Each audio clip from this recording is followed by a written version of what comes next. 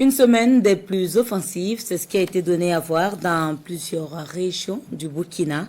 Une guerre aéroterrestre ayant fait une centaine de morts côté ennemi dans le nord et l'est et 11 pertes au sein de nos forces combattantes. Une semaine des plus mouvementées sur laquelle revient Dramana Guéné. Cette semaine, la vedette des offensives des forces combattantes, c'est bien le vecteur aérien.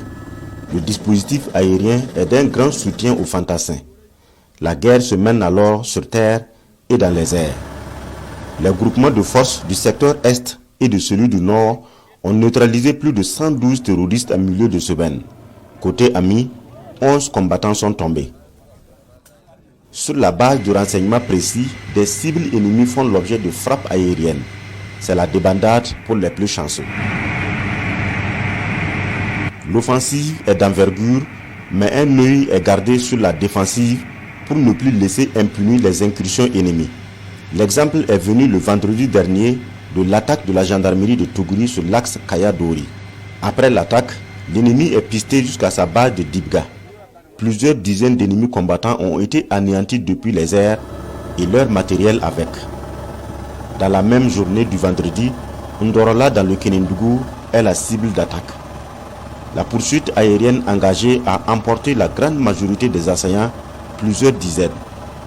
Malheureusement, 2 gendarmes sont tombés lors de l'attaque. Vendredi à Namisigia dans le BAM, un regroupement ennemi est détecté. Les forces de défense et de sécurité ont anticipé avant tout éventuel forfait. 2 positions terroristes sont frappées, une vingtaine de corps ont été dénombrés. Pour la sérénité des opérations, l'armée tient au respect des consignes. Appliquer les mesures d'interdiction de circulation de certains engins et le couvre-feu dans les zones en guerre. Collaborer avec les forces combattantes et ne surtout pas communiquer sur leurs manœuvres et leur progression.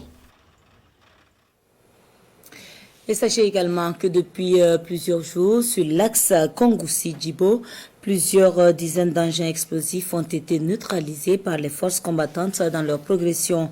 Des combattants qui ne manquent pas de marquer une halte pour porter assistance aux populations dans le besoin, comme cette parturiente à qui il a été porté secours ou aux populations assoiffées.